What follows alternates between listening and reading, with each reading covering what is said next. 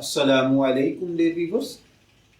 हमारा आज का टॉपिक है नमाज के दौरान कुरान मजीद की तलावत कितनी आवाज़ में करनी चाहिए।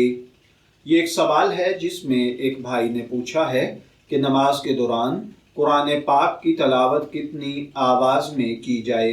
तो देखिए भाइयों और बहनों, अगर नमाज पढ़ने वाला इमाम है तो उसे बुलंद आवाज़ खुश लहान तजवीद के मुताबिक सही किरात करने वाला होना चाहिए और इमाम इस कदर बुलंद आवाज़ से नमाज पढ़ाए कि कम अज़ कम पहली सफ़ के नमाजी उसकी आवाज़ को सुन लें, तो ये जहर के लिए काफ़ी है। और अगर नमाज पढ़ने वाला मुनफरिद यानी अकेला हो तो उसके लिए आहिस्ता आवाज़ में किरात करने की हद ये है कि ज़ुबान से सही हुरूफ अदा हों, इस तौर पर नमाजी खुद सुन सके, दूसरों को सुनाई ना दे ताकि दूसरों की नमाज में खलल ना हो।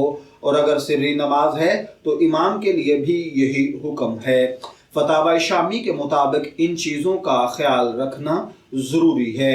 मैं दुआगो हूँ कि अल्लाह ताला हमें इन बातों को समझकर इनके मुताबिक अमल करने की तौफीक अता फरमाए।